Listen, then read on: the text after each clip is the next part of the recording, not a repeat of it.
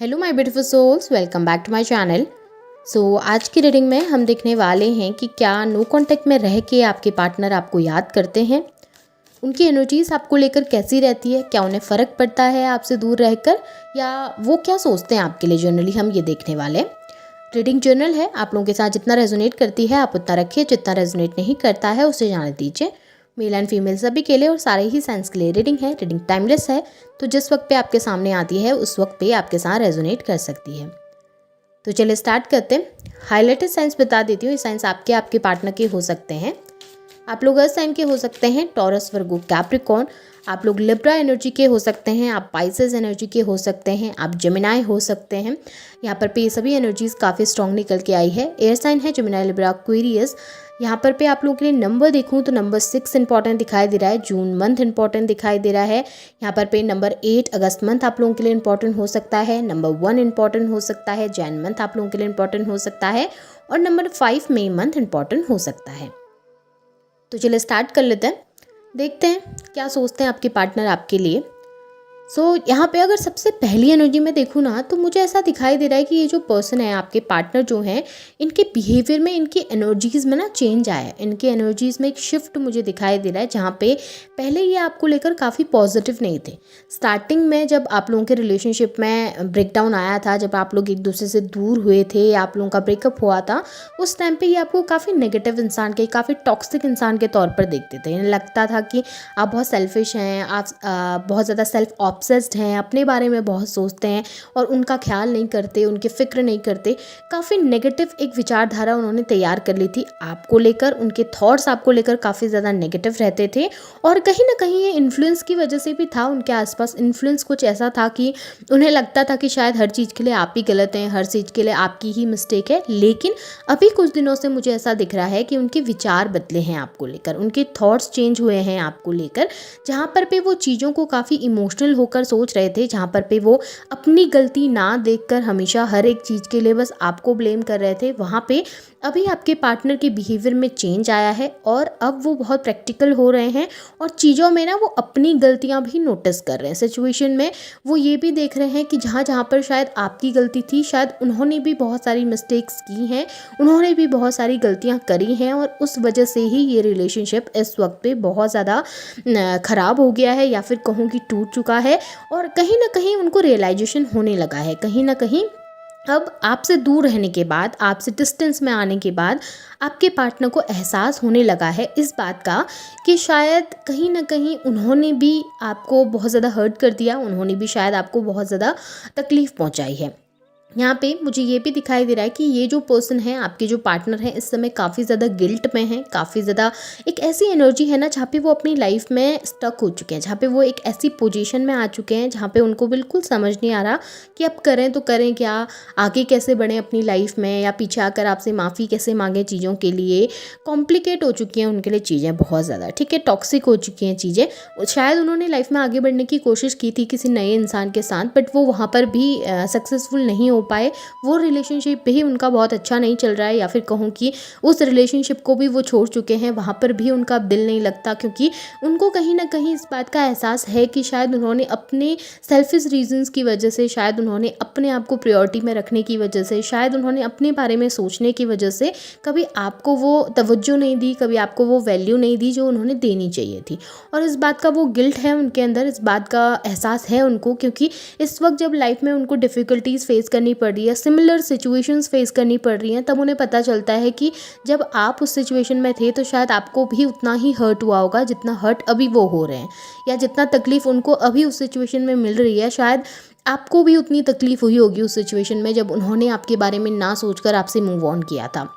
कहीं ना इस वजह से भी उनका बिहेवियर चेंज हो रहा है। कहीं ना कहीं अभी वो ऐसे सिचुएशन में है अपनी लाइफ में जहाँ पर वो वही चीज़ें देख रहे हैं जो शायद आपके साथ हुई हैं, तो इस वजह से आपके पार्टनर का बिहेवियर बदल रहा है, इस वजह से शायद उनके सोचने का तरीका बदल रहा है, नज़रिया बदल रहा है। और कहीं ना कहीं ये आपके लिए अच्छा है, आपके पार्टनर के लिए भी अच्छा है कि उन्हें रियलाइज़ हो रही हैं चीज़ें और वो चीज़ों को समझ के आगे बढ़ने की कोशिश कर रहे हैं। यहाँ पे मुझे ये भी दिखाई दे रहा है कि आपके पार्टनर का आपकी तरफ अट्रैक्शन बहुत ज़्यादा है, कहीं न कहीं एक लगाव महसूस करते हैं, आपको ना एक तरीके से अपने घर के तौर पर देखते हैं, आपको अपने एक तरीके से अपने एक सेफ प्लेस के तौर पर देखते हैं आपके पार्टनर। उन्हें लगता है कि आप उनके लिए एक सिक्योर पर्सन हैं, जिसके साथ रहकर वो सिक्योर रह सकते हैं, जिसके साथ रहकर वो खुश रह सकते हैं, जिसके साथ रहकर वो बहुत ज़्यादा सुरक्षित महसूस करते हैं। उन्हें लगता है कि आप उनको वो एक घर जैसा फ़ील देते हैं, आप उनको एक परिवार जैसा फ़ील देते हैं, और वो चीज़ें उनको बहुत अच्छी लगती हैं आपके अंदर, वो चीज़ें वो काफ़ी अप्रिशिएट करते हैं। देखिए, पहले जब आपके साथ थे ना, भले उन्होंने आपको इतना ज़्यादा अप्रिशिएट नहीं किया है चीज़ों के लिए, भले उन्होंने उस समय पे शायद आपको इतना वैल्यू नहीं किया, शायद आपके करने के बावजूद, आपका सब कुछ देने के बावजूद, शायद सारे एफ़र्ट्स उन्होंने देखे हैं, लेकिन उसके बावजूद भी उन्हें यही लगता था कि आप कहीं न कहीं कम करते हैं, आप कहीं न कहीं उनके लिए कुछ नहीं कर रहे हैं। उन्होंने काफ़ी ब्लेम किया, काफ़ी हर्ट किया, सोसाइटी के सामने कभी आपके लिए स्टैंड नहीं लिया, अपनी फैमिली के सामने कभी खड़े नहीं हुए आपके लिए। बट अभी जब आपसे दूर हैं, जब डिस्टेंस में है ना, तब उन्हें एहसास होता है कि जितना कुछ आपने उनके लिए किया है, जितने एफर्ट्स आपने उनके लिए डाले हैं, शायद पूरी दुनिया में कोई दूसरा इंसान नहीं हो सकता जो इतने एफर्ट्स डालता उनके लिए। कभी कभी उनकी खुद की फैमिली उनके लिए इतना सब कुछ नहीं करती जितना आप उनके लिए करते थे। तो वो चीज़ें वो अप्रिशिएट करते हैं, वो चीज़ें उनको पसंद आती हैं, और वो उन चीज़ों की वजह से वो आपको बहुत मिस भी करते हैं, बहुत याद भी करते हैं, और कहीं ना कहीं अपना वो एक सेक्रेट प्लेस, अपना वो एक सेफ प्लेस, अपना वो एक हैप्पी प्लेस वो बहुत ज़्यादा मिस करते हैं। जब वो आपसे दूर होते हैं तो उन्हें सुकून नहीं मिलता, जब वो आपसे दूर होते हैं तो बेचैनी मन के अंदर बहुत ज़्यादा रहती है और परेशान बहुत ज़्यादा रहते हैं। देखिए, लवर्स की एनर्जी फिर से निकल के आई है। डेफिनेटली आपके पार्टनर हाईली इस समय पे अट्रैक्टेड हैं आपकी तरफ, और स्पेशली वो पर्सनालिटी जो शायद एक समय पे उनको बहुत टॉक्सिक लगती थी, वो पर्सनालिटी जो उनको एक समय पे शायद पसंद नहीं आती थी, वो आपका तरीका उठने बैठने का, बोलने का, बिहेव करने का, हर एक चीज़ का जो तरीका शायद उस वक्त पे उनको काटने को दौड़ता था या उस वक्त पे उनको पसंद नहीं आता था ना, वही सब चीज़ें इस वक्त पे आपके पार्टनर मिस कर रहे हैं, वही सब चीज़ें इस वक्त आपके पार्टनर याद कर रहे हैं, वही सब चीज़ें इस वक्त आपके पार्टनर अपनी ज़िंदगी में चाहते हैं। आपकी मौजूदगी चाहते हैं, आपका एहसास चाहते हैं, आपका प्यार चाहते हैं, आपका लगाव चाहते हैं। शायद आप उनको लेकर पॉजिटिव थे, शायद आप उनको बहुत कॉल करते होंगे, शायद आप बार बार जानने की कोशिश करते होंगे कि क्या वो ठीक है, क्या उन्होंने खाया है या नहीं खाया है, क्या वो अपनी फैमिली के साथ खुश हैं या नहीं है, उनकी लाइफ में क्या चल रहा है, क्या नहीं चल रहा है। आप हर एक चीज़ जानना चाहते थे उनके बारे में, उनसे कनेक्टेड फील करते थे।